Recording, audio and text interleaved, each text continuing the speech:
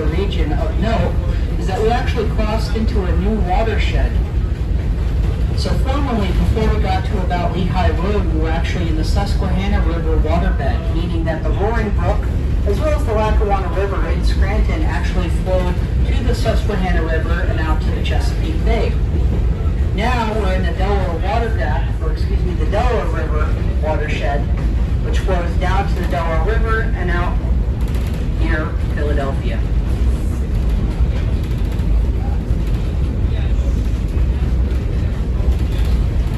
As we get closer and closer to Gouldsboro, Pennsylvania, we have more water features, all of which still continue to serve the city of Scranton. On the south side, we have what was known as Larson Lake, and on the north side, we have Snag Pond. Sort of makes sense. If you try fishing in Snag Pond, well, you're going to get your fishing rod. Well, you might get a snag.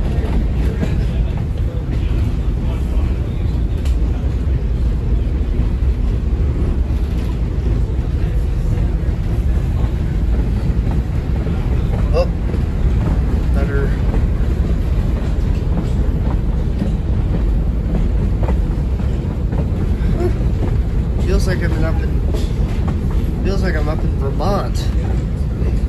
Good.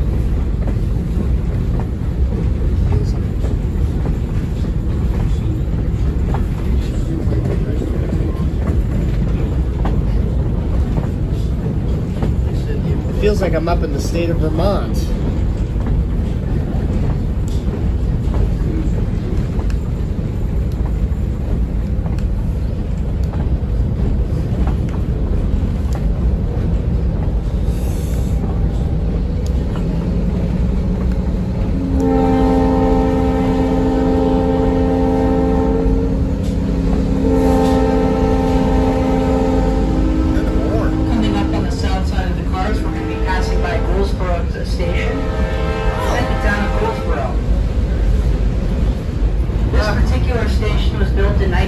And one of the things you'll be able to notice about all the stations that we pass, we have several more to go as we get to East Stroudsburg, but all of the stations that the Lackawanna built on this line are a little bit different than each other. The Lackawanna Railroad actually went after that practice because they wanted people to be impressed by the different architecture of the various stations or any of the buildings that they built along their lines. Gouldsboro, Pennsylvania also has a long history as well, going back to about the 1850s. Some of you might recognize the name Jay Gould. Well, Mr. Gould came to this area long before his days as a robber baron in the railroad industry. Mr. Gould actually started his business in tanneries, in which he built a tannery around the Gouldsboro section. The actual original name of the town wasn't Gouldsboro, but Sand Cut, named after the sandy fill used to build the railroad through this region around the mid-1850s. The station itself was named Gouldsboro after Mr. Gould, who used it to serve New York with his tannery.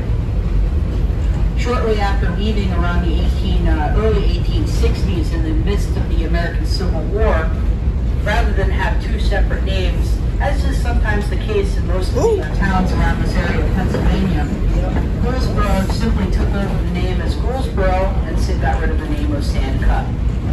On the south side of the cars, we're passing by Lake Gouldsboro. Or pardon me, Gouldsboro Lake, mixing it up. Just saw an old signal tower passing by. Oh, good.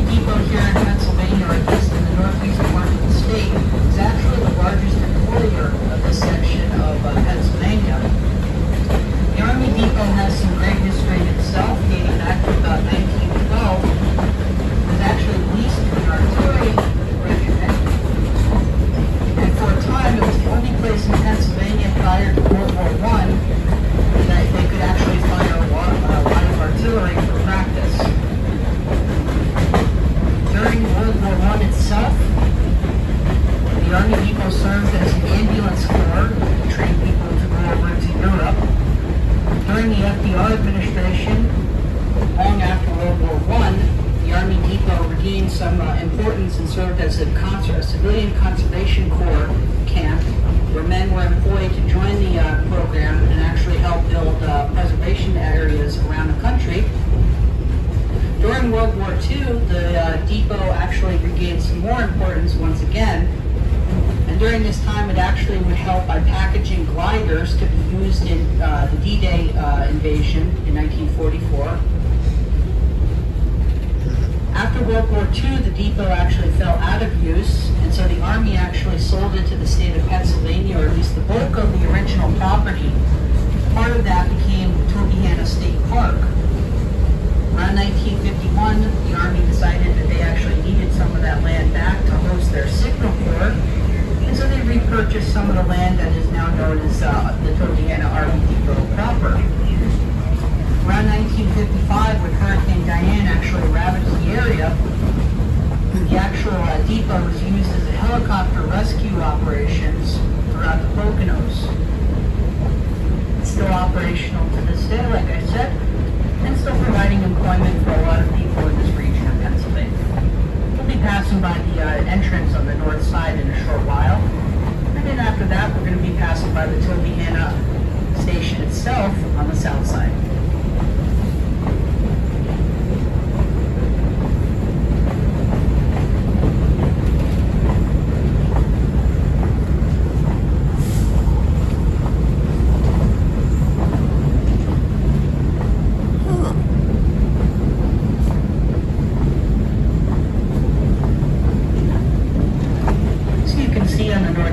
Just past the entrance to the Tobyhanna Army Depot.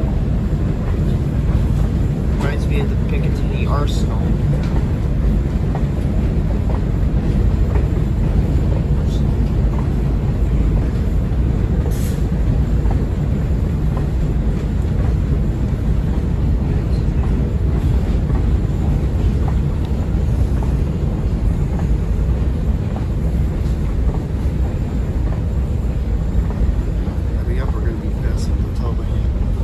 Station.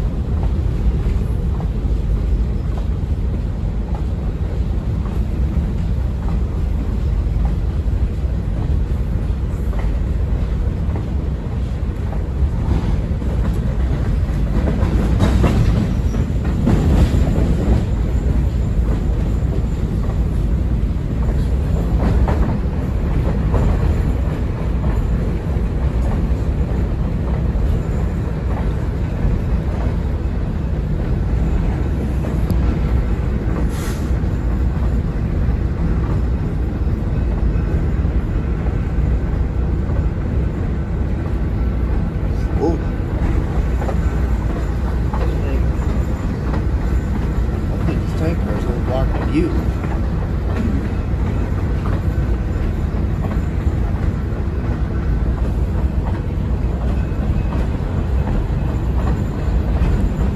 Never mind.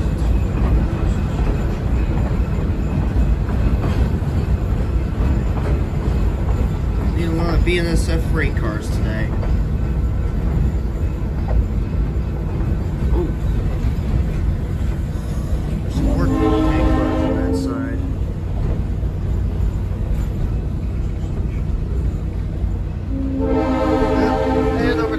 On the south side of the cars, you can see that we're passing by Tobyhanna Station now.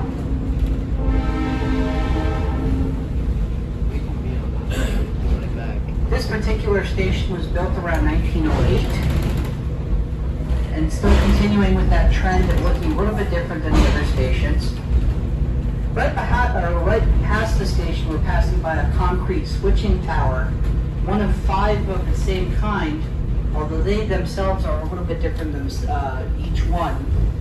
We're going to be seeing about 4 of them out of the 5 that we actually have on the Pocono Main Line. The Lackawanna Railroad, in an attempt to standardize the building practices, built a number of those concrete switching towers to try and make it a little bit easier when they actually constructed any structure. But they actually became known for their use of concrete. That particular concrete switching tower was in service from about 1908 up until about the 1930s. After which much of the line had actually been signalized, and so they did not have to worry about switching so much as they had once done.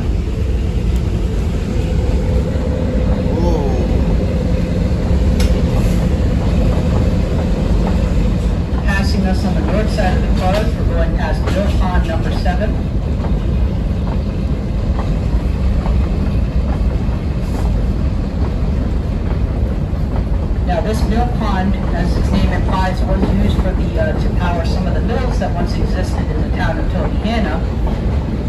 Every winter in January, towards the end of the month, we actually have a yearly ice harvest on the mill pond. So if anybody's willing to brave the cold, they do have that towards the end of January. And during that time, they actually will take out the original equipment that they use to harvest ice. They'll take a couple of horses and out onto the pond itself, and they'll chop up the ice blocks into a big grid work. They have a very small ice house still on the pond, and they'll take all that ice, put it into the house itself, line it with straw and sawdust, and that ice will actually last up until throughout the year almost, depending on how much ice they go through. If anybody has ever owned a ice box prior to owning a refrigerator or a freezer, chances are you actually received ice or big ice blocks from the Lackawanna Railroad. And the Lackawanna Railroad actually received their ice blocks that they sold to New York and Philadelphia right here in the Poconos. Starting in Gouldsboro, going through about Pocono Summit, all the lakes that you could see and some that you can't see were mostly used for ice harvesting purposes as a way of employing people during the winter. After the Poconos had been heavily deforested around the 1870s, and as the ice industry was getting off the ground, they actually found that they had a winning situation for them, because without as many trees, all the ice in the Poconos was actually crystal clear. So you could actually use it, harvest it directly from the lakes, without having to worry about any leaves or other debris really settling around in the ice blocks, and you could sell it directly to the markets in New York and Philadelphia. Artificial ice and artificial cooling started to come into practice around the 1940s for most people, and ever since we've been dealing with refrigerators and freezers, so we no longer have a need to really harvest ice in the Poconos.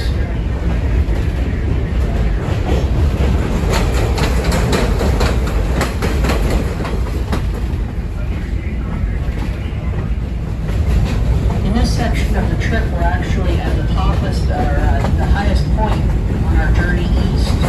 We're sitting about 1,900 feet above sea level in what is known as the Pocono Mountain Plateau. So everything from Scranton up to about Tobyhanna into this region is going uphill, and everything else is downhill from here.